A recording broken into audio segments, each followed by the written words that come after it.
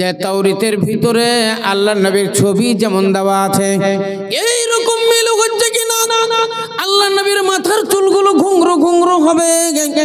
উনি পড়েছিলেন আখিরি জামানায় যে নবী আসবে তার মাথার চুলগুলো ঘুংরো ঘুংরো হবে, চোখ দুটো টানা টানা মোটা মোটা হবে, গাল দুটো টেপা টেপা হবে এবং দাঁতগুলো মতির মতো চমকাবে।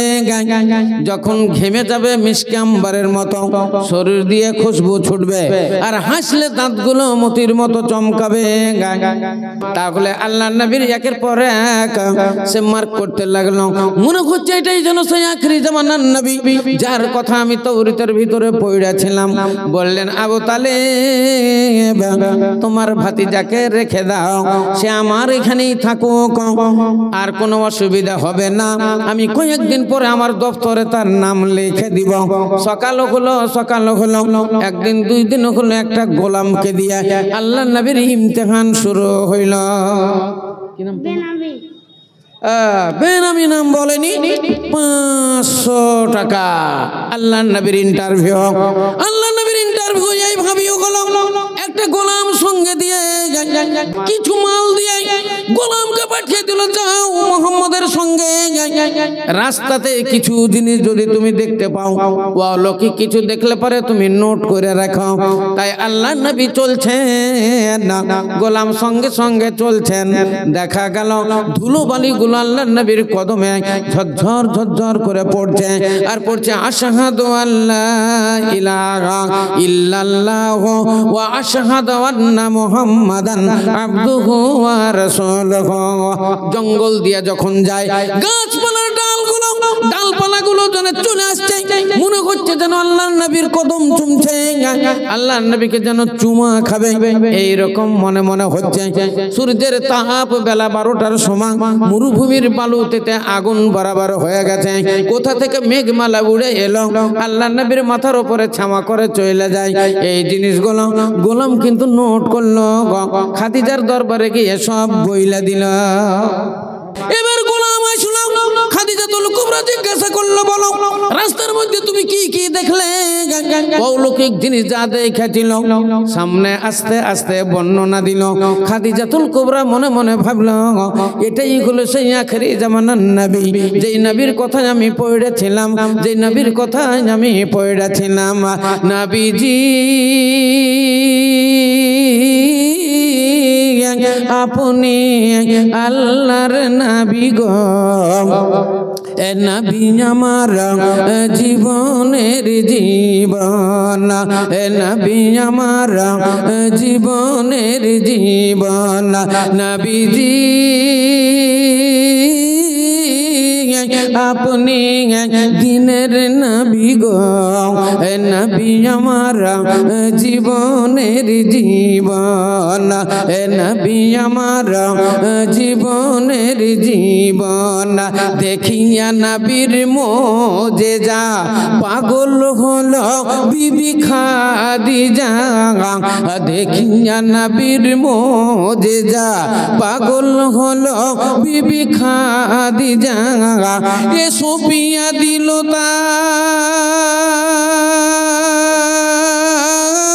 তার, এ সুপিয়া দিল তার জীবন যৌবন। এ নবী আমার জীবনের জীবন, এ নবী আমার জীবনের জীবন। নবীজি আপনি আল্লাহর নবী গো, এ নবী আমার জীবনের জীবন, এ নবী আমার জীবনের জীবন। নবীর আমার 25 বছর বয়স। খাদিজাতুল কুবরা রাদিয়াল্লাহু তাআলা আনহা 40 বছর বয়স। খাদিজাতুল কুবরা মনে মনে ভাবলেন, একে যদি আমার সঙ্গী বানানো যায়, একে সঙ্গী বানাতে পারলে আমার ইহ জগত মঙ্গল, পর জগত উজ্জ্বল। তাই তিনি খেতাব দিলেন, বললেন এ মোহাম্মদ ইন্নী উরিদু আন উনকে হাকাইয়া মোহাম্মদ, ওগো মোহাম্মদ আমার মনের বাসনা, আমি তোমারে শাদী করব, বলো তুমি কি বলছো, তোমার মনের খবর বলো। আল্লাহর নবী বলছেন, খাদিজা এটা কেমন করে হতে পারে? আমার বয়স হলো 25, তোমার বয়স হলো 40, আর এলাকার মধ্যে তুমি হলে ধনী, আমি হলাম গরিব ইয়াতিম। তোমার সঙ্গে আমার কুফু হইবে না, তোমার সঙ্গে আমার কুফু হইবে না। সৌদি আরবে কুফু বলে শব্দ এখনো আছে। সৌদি আরবে হজ না করলে এখনো বিয়ে হয় না।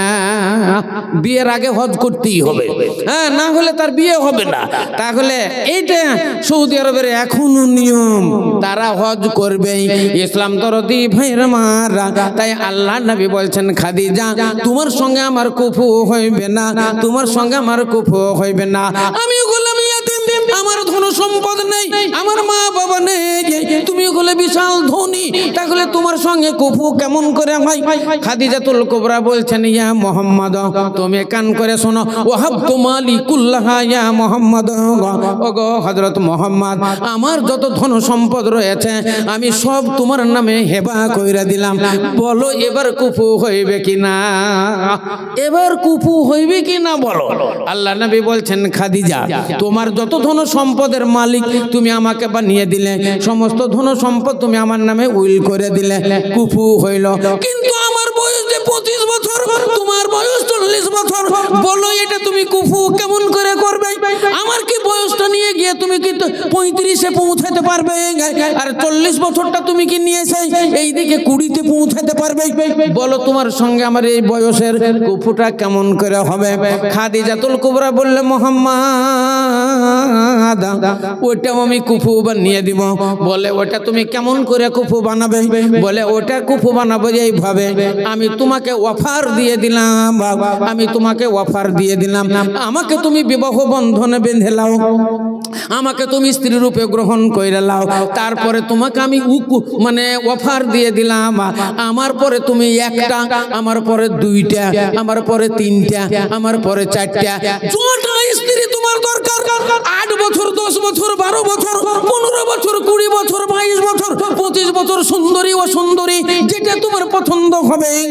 মোহাম্মদ তোমাকে আমি অফার দিয়ে দিলাম, আমি বিবাহ করলে তোমাকে জীবনে কোনোদিন বাধা দিব না, আমি বাধা দিব না, তোমার মন মতো তুমি বিবাহ শাদী করতে পারো, আমার তরফ থেকে কোনো রকমের বাধা বিঘ্ন থাকবে না। জোরে সোরে বলেন একবার সুবহানাল্লাহ। আল্লাহ নবী বললেন কাবিল তো, তাহলে আমি তোমারে কবুল কইরা নিলাম। আল্লাহ নবীর সঙ্গে খাদিজাতুল কুবরার বিবাহ হইয়া গেল, বিবাহ হইয়া গেল। আল্লাহ নবী 1-2 করতে করতে 15টা বছর কাটিয়ে দিলেন। নবীর আমার 40 বছর বয়স হলো। এই 15 বছর বয়সে মানে 15 বছরের ভিতরে আল্লাহ নবী দ্বিতীয় কোনো বিবাহ শাদী করেননি। 25 বছরে বিয়ে হলো, 25 থেকে 30 হলো, 35 হলো, 40 বছর হলো। এই 15টা বছর আসল বছর, মানুষের যৌবন কাল, মানুষের আসল কাল হলো এই 16 বছর থেকে শুরু হয়ে 30 বছর, 35 বছর পর্যন্ত। এই বয়সটা হলো মানুষের একটা মানে কি বলবো জ্বলন্ত বয়স। ইসলাম দরদি ভাইয়ের আমার, এই বয়সে মানুষের ব্রেন ঠিক থাকে না। 40 বছর বয়স না হওয়া পর্যন্ত 16 আনা বুদ্ধি হয় না কোনো মানুষের। ওকে মৌলভী বলেন আর মাওলানাই বলেন, হাজি বলেন আর গাজী বলেন, আর মাস্টার বলেন আর ডাক্তারি বলেন, আর ইঞ্জিনিয়ার বলেন আর ব্যারিস্টারি বলেন, 40 বছর বয়স না হওয়া পর্যন্ত 16 আনা হয় না। 99 1 টাকা হয় না, 100 না হওয়া পর্যন্ত 1 টাকা হবে না। অতএব 39 বছর বয়স হলো সে 16 আনা জ্ঞানী হয় না। 40 বছর বয়সের আগে পর্যন্ত, অর্থাৎ 39 বছর পর্যন্ত যে কোনো টাইমে ওর পা পিছলাতে পারে, যে কোনো টাইমে ওর পা পিছলে যেতে পারে, যে কোনো একটা অন্যায়ে ও লিপ্ত হয়ে যেতে পারে, সে মৌলভী হোক আর মাওলানাই হোক, আর হাজি বলেন আর গাজী বলেন, মোল্লা বলেন আর কাজী বলেন, আর যেই বলেন যতই পণ্ডিতের বেটা পণ্ডিত বলেন, যে কোনো টাইমে ওর পা পিছলে যেতেই পারে। রফিকুল ভাই 500 টাকা।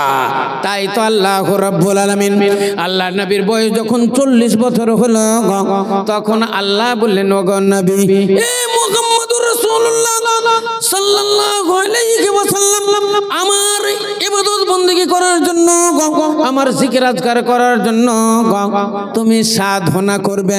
এই সাধনা করতে গেলে লোকালয় ছেড়ে দিয়ে নিরালায় নির্জনে তুমি চইলা যাও। আল্লাহকে বলছেন, আল্লাহ আমি কোথায় যাব? বলে মক্কা ছেড়ে 3 মাইল দূরে হীরা পর্বত মালায় চইলা যাও। হ্যাঁ, উদিতনগর থেকে আশরাফুল ভাই ইনি দিলেন 2000 টাকা। আল্লাহর নবী এবার মক্কা ছেড়ে ওই হীরা গুহার দিকে যাওয়ার জন্য তিনি রেডি হলেন, তৈরি হলেন। খাদিজাতুল কুবরা রাদিয়াল্লাহু তাআলা আনহার বয়স তখন কত? 55 বছর। নবীর যদি 40 হয় তাহলে তার 55 বছর। এই 55 বছর বয়সে আল্লাহর নবী বলছেন, খাদিজা আমি তো লোকালয় ছেড়ে দিয়ে আমি নিরালায় নির্জনে চলে যাব। আমার জন্য তুমি কিছু তোষা তৈরি করো, আমার জন্য খাবার তৈরি করো, মুসুকে তুমি পানি দিয়ে দাও, আর আমার জন্য একটা খাবার বানাও।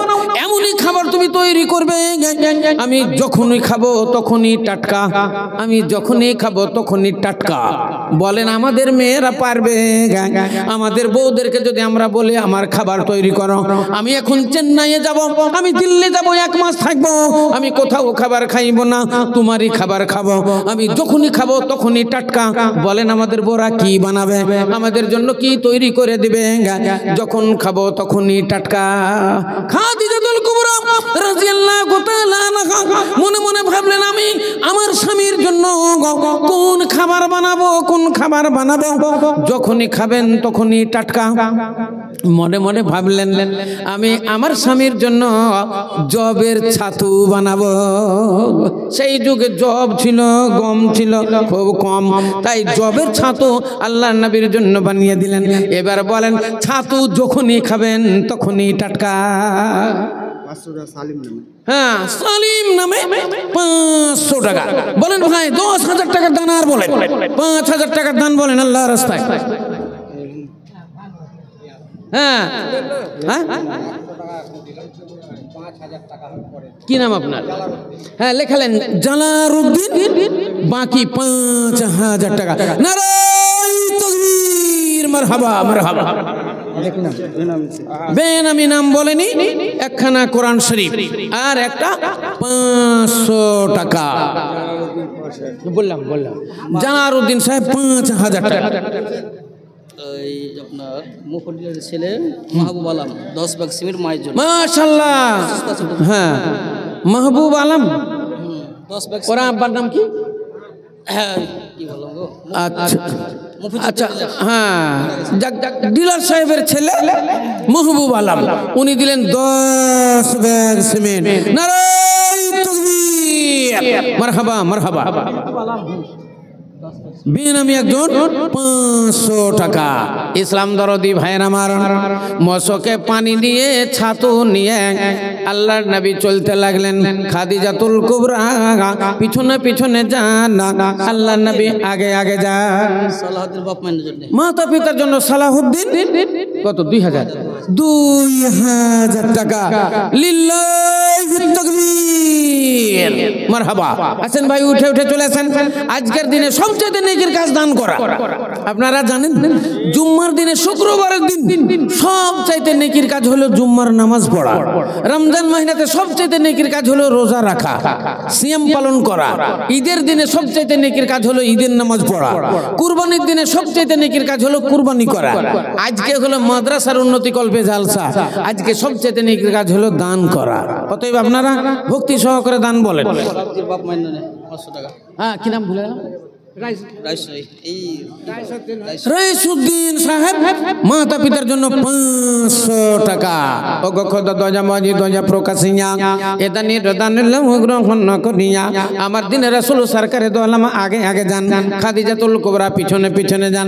যেতে যেতে যেতে যেতে সেই জেবালে নূর, যেটার নাম হলো জেবালে নূর, যেটাকে আমরা বলি হীরা গুহা, হীরা পাহাড়, ওই পাহাড়ে নবী আমার উঠতে লাগলেন। খাদিজাতুল কুবরা উঠতে লাগলেন। বলেন 55 বছর বয়সে যেখানে রাস্তা নাই, ঘাট নাই, পাথরগুলোকে ধরে ধরে, আগাছাগুলোকে ধরে ধরে চড়তে লাগলেন। বলেন কতই না সময় লাগলো, কতই না সময় লাগলো। আমার কি নাম? আচ্ছা, হ্যাঁ বিছানায় পড়ে আছে তাই দিলেন 500 টাকা, একটু দোয়া দিব। ইসলাম দরদি ভাইয়ের আমার, যখন ওই গুহার সামনে গেলেন, আমার দিনের রাসূল তাজদার মাদানী বলছেন, খাদিজা যাও এবার ফিরে তুমি বাড়ির দিকে চলে যাও। হ্যাঁ জামাল যাই, এই জায়গাটাই হলো আমার, আমি এই গর্তের মধ্যে ঢুকবো। খাদিজাতুল কুবরা বলছেন, ওগো স্বামী, এই গর্তের মধ্যে আপনাকে আমি ঢুকতে দেব না, এই গর্তের মধ্যে আমি ঢুকবো। বলে তুমি কিসের জন্য ঢুকবে? বলে অনেক দিনের গুহা, অনেক দিনের গর্ত, এই গর্তের মধ্যে হিংস্র জন্তু কিছু থাকতে পারে, এর ভিতরে বাঘ থাকতে পারে, ভাল্লুক থাকতে পারে, বিষধর সাপ থাকতে পারে, অতএব আপনাকে এই গর্তের মধ্যে ঢুকতে দেওয়া হবে না। আমি গর্তের মধ্যে ঢুকি, দেখি গর্তের ভিতরটা কেমন রয়েছে, একে আমি পরিষ্কার পরিচ্ছন্ন কইরা দিব, তারপরে আপনি ঢুকবেন। একটু মনে মনে ভাবেন, আল্লাহর নবীকে সাপে দংশন করবে, খাদিজাতুল কুবরাকে কি সাপে দংশন করবে না? আসল উদ্দেশ্য হলো আমার কষ্ট হয়ে যায়, আমি মরে যাই, আমাকে দংশন করে করুক, আমার স্বামীর উপরে যেন আক্রমণ না হয়, এই দরদে, এই ব্যথায়, এই মজা মমতায় উনি বললেন আপনাকে ভিতরে যেতে হবে না, আগে আমি ভিতরে প্রবেশ করে দেখি। ভিতরে ঢুকলেন, দেখছেন অনেকে আবর্জনা, সমস্ত আবর্জনা গুলোকে পরিষ্কার করে ফেলে দিয়ে আল্লাহ নবীকে বললেন, এবার আপনি গর্তে প্রবেশ করুন। এবার ঢুকেন, গর্তে প্রবেশ করলেন। খাদিজাতুল কুবরা আল্লাহ নবীকে সালাম জানিয়ে ওখান থেকে গৃহে ফিরে আসলেন, বাড়ি ফিরে আসলেন। মন ভালো করেন না, মন যেন কি চায়, আল্লাহ নবীর গোটা ছবিটা যেন মনের ভিতরে চলে আসছে, সব সময় যেন স্বামীর কথা মনে পড়ছে। একদিন দুদিন পরে আবার চলে যায়, মাঝে মাঝে যাই, আল্লাহ নবীর জন্য খাবার দাবার কিছু নিয়ে যান, পানি নিয়ে যান, একটু তেল নিয়ে গিয়ে জৈতুনের তেল আল্লাহ নবীর মাথাতে মালিশ করেন, হাত পাগুলোনে একটু দিয়ে সেখান থেকে আবার ফিরে চলে আসেন। এইভাবে আল্লাহ নবী ওই গর্তের মধ্যে আল্লাহ রাব্বুল আলামিনের ইবাদত বন্দেগী করেন। তিনি সাধনায় রত থাকলেন। বলেন কতদিন? বলেন কতদিন?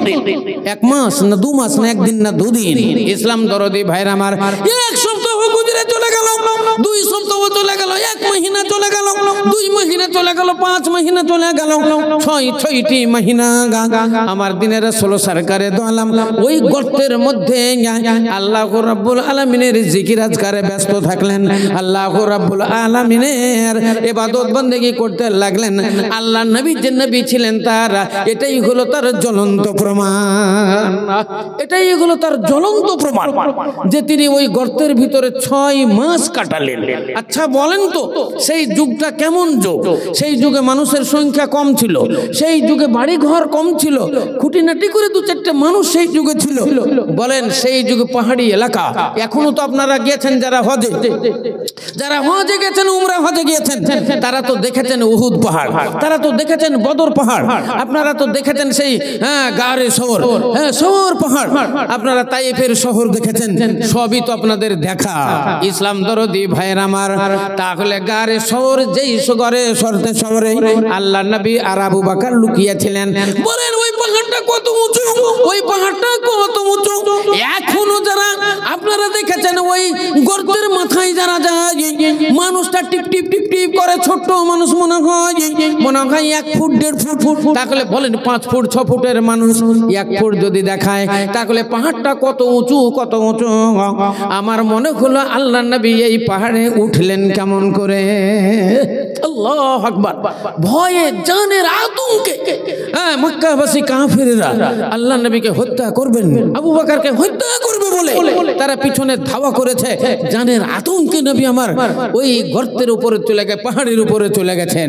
ওই রকমই হীরা গুহা, হীরা পাহাড়ে আল্লাহ নবী সাধনা করলেন 6 মহিনা।